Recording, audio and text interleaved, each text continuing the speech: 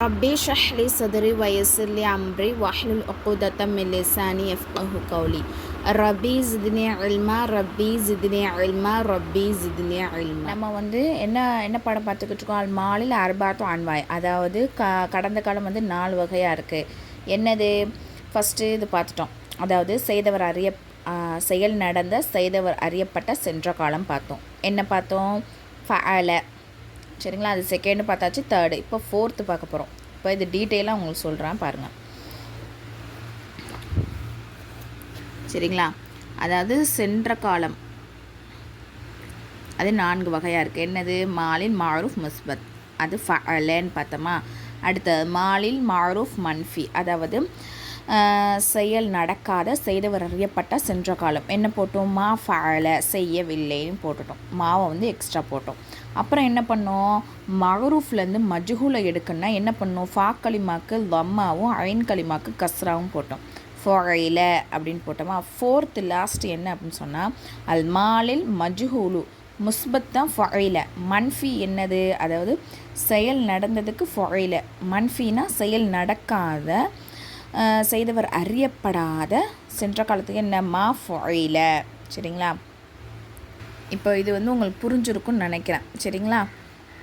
பாருங்கள், மா ஃபொயில, அவன் ஒரு ஆண் செய்யப்படவில்லை.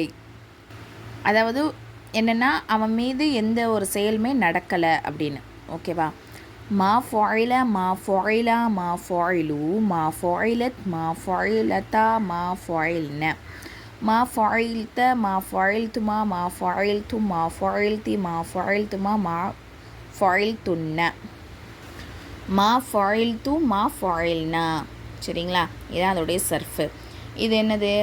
மஜ்ஹூல் மன்ஃபியாக மாற்றி சர்ஃப் செய்ய கத்தபன்னு இருக்குது. சரிங்களா? கத்தபங்கிறது இது எந்த இதில் உள்ளது? அல் ஃபிஅல் மாரூஃப் முஸ்பத்தில் இருக்குது. ஓகேவா? ஃபஅல அந்த இதில் இருக்குது. அதை என்ன பண்ண சொல்கிறாங்க?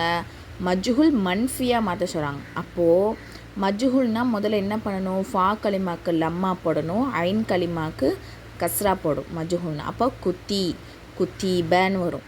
ஓகேவா? குத்தீபா. அப்போ மன்ஃபின்னா என்னது? செயலே நடக்கலை. அப்போ ஸ்டார்டிங்கில் என்ன பண்ணணும்? மாவை எக்ஸ்ட்ரா சேர்த்துக்கணும். அப்போ மா குத்தீபா அந்த மாதிரி வரும். அடுத்து தரக்க கொடுத்துருக்காங்க. அதே மாதிரி என்ன பண்ணுங்கள்? இப்போ நான் சொன்ன மெத்தட்லேயே இதை மாற்றி சர்ஃப் பண்ணுங்கள் இன்ஷா அல்லாஹ்.